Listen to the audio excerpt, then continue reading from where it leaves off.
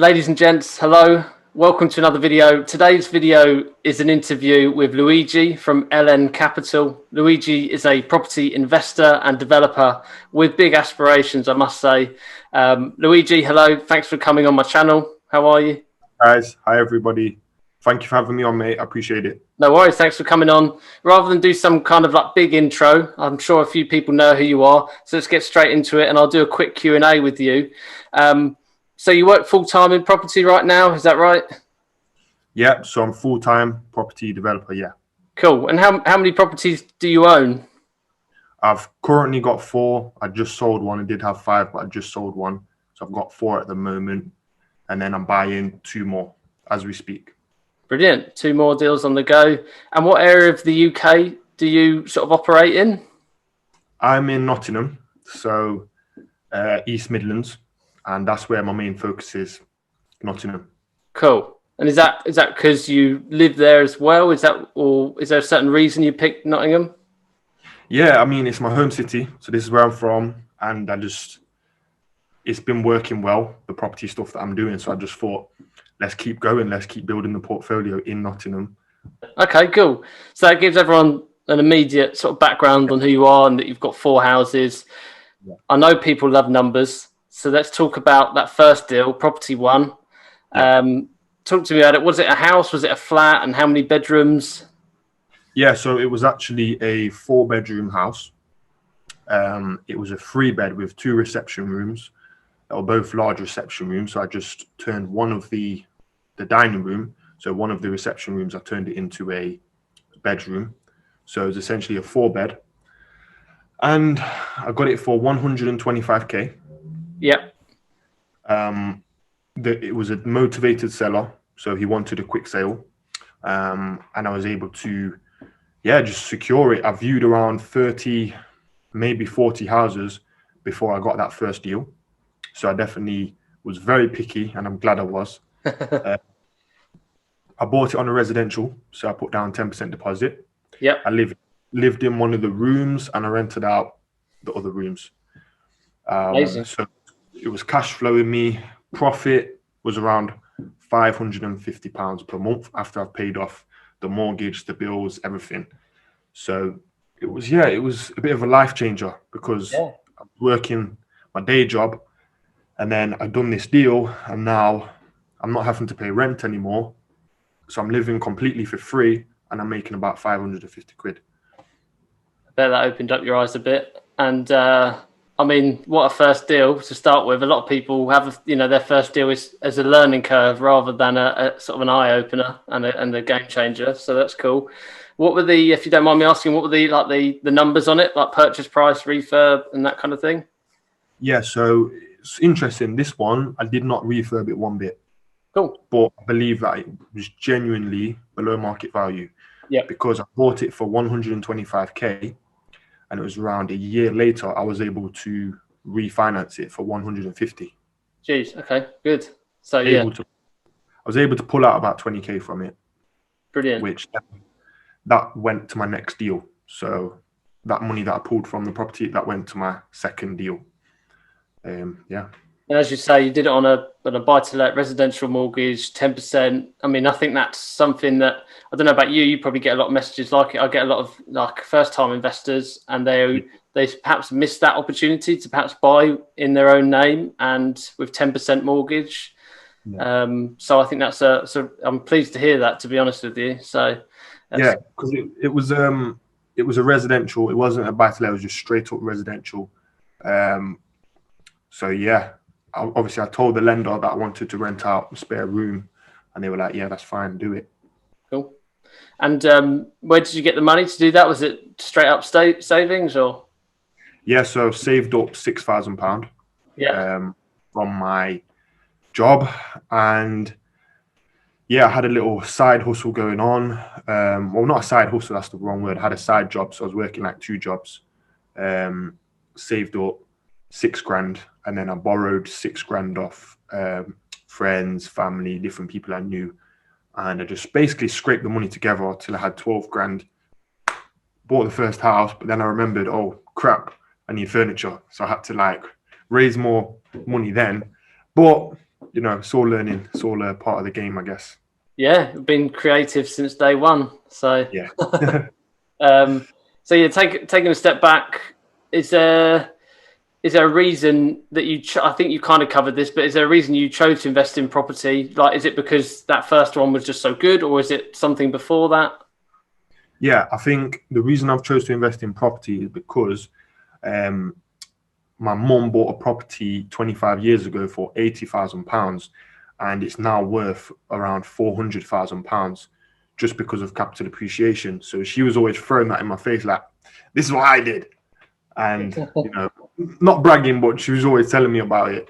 So I was like, all right, then cool. So I always had it in my head that, yeah, property is the best thing. Yeah, So I just started studying it, looking into it. And yeah, then I just realized there's certain strategies you can use to get the best investment, you know? So yeah, that's it. Once someone's told you that and you start looking into it, this whole world just opens up, doesn't it? So yeah, yeah. and obviously you mentioned there, whilst you know were saving for that first one, you had a couple of jobs. So what was your main day job before getting full time into property? So I was working in a call center. Yep. It was a sales position, and I was actually selling Sky Protect. So I was selling insurance for people's skyboxes, the TVs, the mobile phones. I might have even called some people that are watching. So if I've called you, hopefully you signed up with myself. But yeah. And do you think that helped at all? Like, as in, you know, for example, sounds like cold calling. You've probably had a lot of no's. Do you think that helped you build up a bit of resilience? And Yeah, but I've always kind of been that guy where I'm just like, you know, I don't care. 10 people can say no, one person can say yes. So I've always just been, that's been in my character. Like, I'm not that type of guy what's going to just be like, I can't do it. I can't do it. I just like to go, go, go. That's just my personality, you know? So I don't get down about stuff, especially with business stuff. And yeah, because I've always kind of been a bit of a business minded person, I think, even since I was like 12. yeah, So yeah. you've Yeah, got it yeah. in you. That's part of the mindset. Yeah. Good on you. So, property number 2, was that as much of a success as number 1? Phew, you know what? It was even better than number one, to be honest with you. Yeah, But it didn't just happen by luck. Like, this was me studying like crazy before I bought number 2. yeah, Because I had a bit of money, like 20K, and I had investors what were on board as well, because they saw how good number 1 went. So yeah, so number 2, it went really well. Bought it for £101,000. I yeah, was going to buy it for £110,000. It needed a full refurb, but when the valuer came out, the surveyor, when I was getting the mortgage on it, they actually downvalued it to 100. So I then went to the estate agent and I said, you know, I'm not going to pay above market value for a property. yeah. But it was worth 110 when you think about it. It's just that valuer just helped me out there. Well, yeah, So yeah, so basically I paid 101,000 for that property. I spent £18,000 on it, and then that got valued at 150,000. But I'm going to be completely honest. This was another residential. so as in, yeah, Yeah, it was not a buy to let. This was another residential, because some people don't know, but you can actually do 2 residentials at one time. yeah, yeah. I've heard of that done, but I again, I've not explored that myself. Yeah. Is that you just have to go with a certain bank? Is that right? Not even. They were both with Halifax. I just kind of said to them, they didn't even ask questions, to be honest. I just applied for it through my broker on a residential. I said, I want 2 houses to live in. They said, yeah, that's fine. And then what I did was I later on switched the first one to a buy to let. So yeah. Brilliant. Well, if it's there and you can, do you know what I mean? If you can make it happen, then why Yeah. not leverage the money a bit, especially at our age? So, um, so yeah, the numbers are good on that one. How many beds was it? That was another 4 bed. Another 4 beds. What do you roughly get for a per bed in Nottingham? Um, well, it depends really on the quality of the rooms, but I'd say you can get up to the high end 600. but that's really a push. I'd say generally you're looking about 450, 500, maybe 525, if it's in close to the city centre. Yeah, that's decent though. Decent level. And on approximately on these sort of like for example, these first two ones, what are you clearing per month as your profit for this second one? You've already mentioned 550 on the first one. What about the second one? Because obviously you have to be living in the property and renting the spare rooms. Yeah, So when I moved out of the first one, I then had to you have to be careful what you kind of do, because there's lots of laws around HMOs in Nottingham, so you do have to be careful. yeah, But basically, this first one, when I was living there, about 550. Obviously, that got switched to buy to let, and each of my properties, the worst case is about 800 profit per month. That's kind of the worst case. So yeah, but the best case is like 2,000 for the 6 bed. that's good. We can get on to that. Yeah, we'll get on to that. And do you manage them yourself, or do you have an agent, or? A bit of both. So some of them I manage, and then all the newer ones that's done through Slater and Brandy. He manages all of my portfolio going forward. Okay, and I mean, what's the ones that you manage yourself? Is there a lot to that, or is it okay? You know what? I found it pretty easy, but I think I'm quite on top of things. Obviously, I do it full time, so and I've just started driving as well. So I've only just passed my test and started driving. So Hey. I'm able to just whip around and just do what I need to do and just stay on top of everything. And yeah, but it's been not that stressful, to be honest. Yeah, good. That's nice to hear. Yeah, because that's the one thing I think a lot of people have reservations on with HMOs, because there's that kind of, I think it's a stereotype in a way that they're always a lot of maintenance. And I'm sure there are peak times in which it gets a bit heavier or there's a bit more that comes up, but it's not every single scenario that they're all full-time work, So now, just before we move on to the last deal, or sorry, your most recent deal, because I know you had 4 in total, and I just wanted to cover that. But before, in terms of when you invest in Nottingham, there's an Article 4 area, isn't there, in the city? Is that right? Yeah, there is. Yeah. And do you go for properties that are within Article 4 or within outside of that? Well, it completely depends, really, because I'm open to both. For example, if it's in Article 4 area, it needs to be an existing HMO. So it needs to already have the certificate of lawfulness and the license in place. You then buy and then just renew the license. But if it's outside of the Article 4 area, it's really simple. You can just buy it with a HMO mortgage or in cash and basically turn it into a HMO, put the right fire doors, smoke alarms, fire strips, everything you need to get it up to the regulations, and then just apply for the license, get the license on it, and it's a HMO. So it's a lot easier in the non-Article 4 areas. Yeah.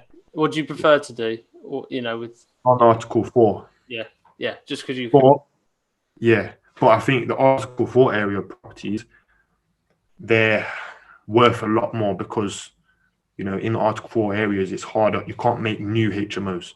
So it's kind of bumped the price of the ones in Article 4, if that makes sense. Yeah, complete sense. Yeah, I get that. And it's probably harder to get them below market value if that's the case, So, no, I get that completely.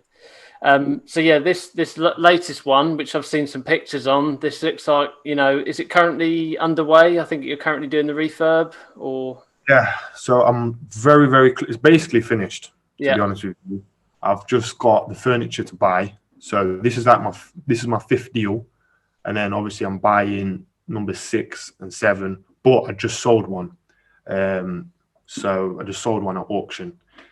But yeah, the latest one that I'm doing, the one that I've just basically finished, that was probably my best deal yet. It was direct to landlord. Somebody approached me with a lead, and I basically said, listen, if I close it, I'll give you £2,000. So I did. I went, closed the deal, direct to the landlord, really good price, really happy with it. And it was genuinely below market value. Bought it for 170k. Yeah. But I know if that was on the open market, that would have sold for about 220. Jeez. So it was definitely my best deal yet. And yeah, I've turned it from a 5-bed to a 6-bed. Yeah. and now it should be worth around 350 to 400. One just sold for 420 on that same road, and Wow. that's the 6 HMO. So you buy it for 170, spend around 60k on it, Yeah. and it's now potentially worth 400, 420. So there's good margin in it. You'd be able to pull majority, if not all, the money out. Well, we shall see. You know, I'm honest with my journey, Yeah. so we'll see what happens. But I think we will. I think we will be able to. But you never know, do you? Because some of these valuers, you know, they're a bit annoying. Yeah. Well, it's to say the least, especially at the moment. You know, it's an absolute minefield. I'm hearing stories of really good valuations where, you know, someone went to sell it, it didn't sell, so then they, you know, refinanced it and they got more than they expected. And then I'm hearing the opposite to that as well, where the value has come in and completely lowballed it. So, sorry, just go back, Justin. You know, on the second one I was telling you about, the one I bought for 101, I spent 18 on it, and that one I pulled all the money back out. That's how I was able to keep growing the portfolio, because a lot of people ask me, how did you go from 1 to 2 to 3? I basically, the second deal went very well, and I was able to pull out all my investment and use that to buy more. And I also worked with investors as well. Yeah. So I was able to step up my game in terms of the size of the deal. Got it. And I guess that's the overall thing, isn't it? If you want to continue growing, keep buying the next one, you know, you're going to need to somehow pull the money out or work with an investor. So with this latest one, number 4, well, now number 4, because you've sold one, how did you buy that one? How did you fund that deal? Yeah, so that one there, that was actually a JV. So that one there, my JV partner approached me through Instagram. He DM'd me. I responded back to him. Got to know him a little bit, found out what he was looking to do, and he's in the entertainment industry, but he wants to keep kind of anonymous. So I said that's completely fine. So yeah, I ended up working with him. Basically, we did a JV together, which is that project I was just telling you about, direct to landlord, 170k purchase price, and we've spent about 60k on it, and yeah, hopefully it should be worth around 400. So yeah, so we did a JV. He funded the whole deal. I've obviously found it. I've managed the deal, and I've managed the whole refurb. So I've been on site every day, pretty much, making sure everything runs smoothly. And yeah, so that's what I bring to the table: find the deal, manage the whole process, deal with the remortgage side of things. Yeah, and basically, it's completely hands off for my business partner on that one. A lot to be said for someone that's, you know, maybe works a lot and's got spare money, or, you know, works in the city or something. If they come to you with money, you know, they've got the complete hands-off side of things. You do all the work, find the deal, and do the refurb, and then I guess once it's refinanced, the money goes back to them, and you split the profit. Is that right? Yeah. So on this one, there's a strong likelihood that we might pull out more than the initial investment. So how it works is when we refinance, all of the initial investment that the JV partner would put in, that would all go back to them. Yeah. And anything left over, we split 50-50. Obviously, the monthly profit, we'd split that 50-50. Yeah. Brilliant. So, yeah. A great setup, a good way to grow the portfolio as well. And as I say, sorry, the sun just fully came in my eyes. Move somewhere. Yeah, no worries, mate. Yeah. Okay, I'm ready. So then, you know, so this, you know, these examples you've just given to everyone that's listening is, you know, they're 4 examples of ones that you own or you own with someone else. Have you ever thought or done rent to rent? Yeah, so I've done a rent to rent deal as well. Yeah. And I've also done property sourcing. So I've kind of dabbled in a bit of everything, but the strategy I like is the BRRRR method. Yeah. To buy, refurbish, refinance, and rent. So yeah, that's kind of the method that I really love. But rent to rent, I did a rent to SA deal in Nottingham in the city centre, and it performed okay. Overall, I did make money on it, but when I compare it to the other properties I had, I was just like, this is a complete waste of time. So I just didn't pursue doing any more rent to rents, and I nearly lost money on it. So the first few months I was losing like 100, £200 a month. And my rule number one is never lose money. Yeah. Rule number two, never forget rule number one. So I got that from Warren Buffett. So that's not my quote. Yeah, I was going to say, I heard that before. I love it. Yeah. That essay, was that, what have you done? Have you still got it? Have you sold it off to someone else or? You know what? We're actually in it right now. Oh, really? Yeah, we're in it right now. I've just started living in there. Just thought, you know what? It's not performing the way I wanted it to. I was looking for a place to live. So I just thought, I'll just start living in here. Yeah. Because the rent is below market rent. If that's even a thing. Yeah. No, yeah. Definitely. Yeah, because the rent's 600, but I believe it should, hopefully the landlord don't watch this, but I should be paying about 700, 750 for this. Yeah. So, yeah. Well, that's it. We're key to sort of rent to SA and rent to rent flats is it is lock in a long term deal for the landlord. That's what they want, but then you want the slightly lower rent, don't you? So, well, so at least you tried it. You can say that you tried it. It wasn't for you. You prefer the ownership. You prefer to be able to put money in, refinance it, and then go again using the BRRR method. And at least now you've got yourself a nice pad to live in. So that's it. So just to round up, mate, a couple of last questions. So more thinking the future. Where do you see yourself in 5 years' time? 5 years' time. I obviously I can't predict the future, but my goals they're actually on my wall right there. Yeah. In August 2021. Oh, that's not 5 years. In 5 years, I just want to have a bigger portfolio. I want lots more properties within that portfolio. 5 years, I want to be, cash flow, profit, probably upwards of £20,000 profit per month. That would be amazing. So hopefully that happens for me. Yeah. Yeah. And you're about to read something off the board then for August 2021. What was that? That was 10K profit per month from property. And it was something about holidays. And it's also working with a £1 million investor. Amazing. Cool. And I love that. I write down my goals a lot as well, and they're quite clearly up here in my flat. So yeah, big fan of that. So and in terms of the property world, I know you do YouTube yourself, and you go out and you meet other investors and developers around Nottingham. But are there anyone that particularly sticks out as like a big inspiration to you, or anyone that you look up to in the property world? Sad Hussein. I like Sad Hussein. Yeah. I look up to him. I've met him. I came up to him like a proper fan. I was like, mate, I'm your biggest fan. He was like, whoa. I like Sad Hussein. He's on YouTube as well. And big fan of you. Obviously, I watch your videos all the time. Thanks, mate. I haven't got a patch on you, but yeah, thanks. I like Rob Moore. Yeah. He's obviously an inspiration to build a portfolio with a JV partner. That's one of my goals. I want to meet a larger JV partner with a few mil, and that we can just build a large portfolio together. Yeah. Where it's a win-win. That's just one of my goals. So I look up to Rob Moore and Mark Homer. And yeah. There's so many people I just can't think right now. And obviously, it's a touchy subject, education courses. Do you think you'll ever sell them in the future? Nah, I don't know. I don't know, to be honest with you. The only thing that I offer, because I do get a lot of people reaching out to me, I do coaching calls. Yeah. So I do that. So yeah, I do coaching calls, but that's it. I don't really offer anything else like courses or anything. Oh.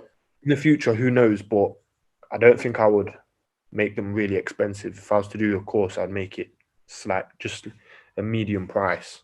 Yeah. But yeah, I think the education stuff's great, but I just think people need to be careful when they're starting out, just to not blow their money on courses, because it's not needed. Like, I never really spent altogether. I've worked it out. I've only spent around £3,000 over my whole property career, which is like 3.5 years, and that was mainly from coaching calls. Yeah. One-off events. I've been to loads of networking events, loads of one-off events, Grant Cardone events,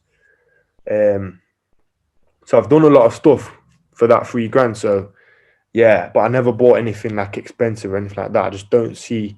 I don't think you need to. No, I think that's a really cool point actually, that someone could take 3 grand and splash that on one weekend course, or that 3 grand could be stretched over a load of like coaching, mentoring calls, taking dinner, taking developers, investors out for dinners, going to loads of networking events. So yeah, I like that one. That's a good tip, to be honest, for anyone that's listening, to stretch your money, make it go further. So Yeah. and just to round up, this has been really cool, mate. And I think there's a lot of value in this for someone looking to grow a portfolio, whether it buy to lets or HMOs. It's really interesting to listen to this. And anyone that wants to continue following and see more about your upcoming deals, these 2 new deals in the pipeline, how can people follow you? How can they get in touch? Yeah, so if you check out the YouTube, so I've got my own YouTube channel. Yeah. I'm making 1 video per week. So yeah, Yep. check out my YouTube channel. That's Luigi Newton, or you can type in LN Capital. Yeah. So that stands for Luigi Newton Capital. And yeah, same on Instagram, Luigi Newton. So that's Luigi Newton, or just type in LN Capital, and I'll come up and you can message me. And yeah, just follow the journey. Brilliant. Well, thanks again, mate, for coming on. This will be going out shortly, so I'll keep you posted on that. And thanks to everyone watching. Yeah, wicked. Thank you, Justin. Appreciate it. Mate. See you in a bit.